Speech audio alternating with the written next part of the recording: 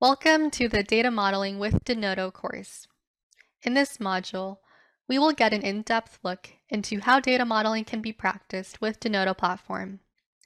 My name is Katie and I'll be your instructor for this course, where we will learn about using Denodo for data modeling, which is the method of defining and analyzing the data requirements needed to support the business functions of an enterprise. As you can see here in the agenda, I'll give you a high-level overview of all the modules we are going to learn in this course.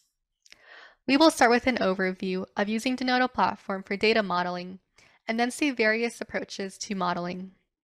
And finally, we will see in detail how Denodo platform can be used in scenarios that require integration of data sources containing large volumes of data.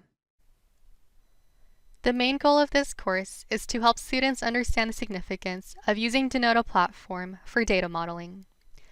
In the Denodo reference data model module, we will get a brief introduction about data modeling, look at its approaches, and also see how to create different sets of data models in Denodo platform through integration of data sources containing large volumes of data.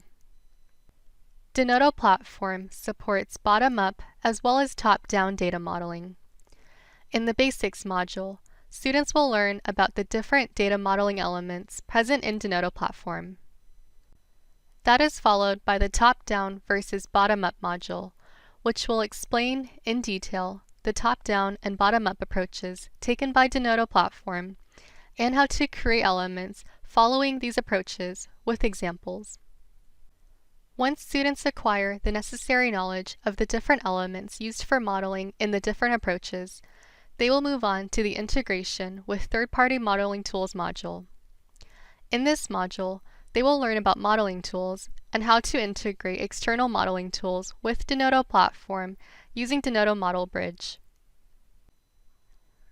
Data architects and developers are interested in optimizing Denodo for scenarios which require integrating data sources containing large volumes of data. In the Modeling and Performance module, students will get to know the most distinct characteristic of Denodo platform at runtime, its query federation engine.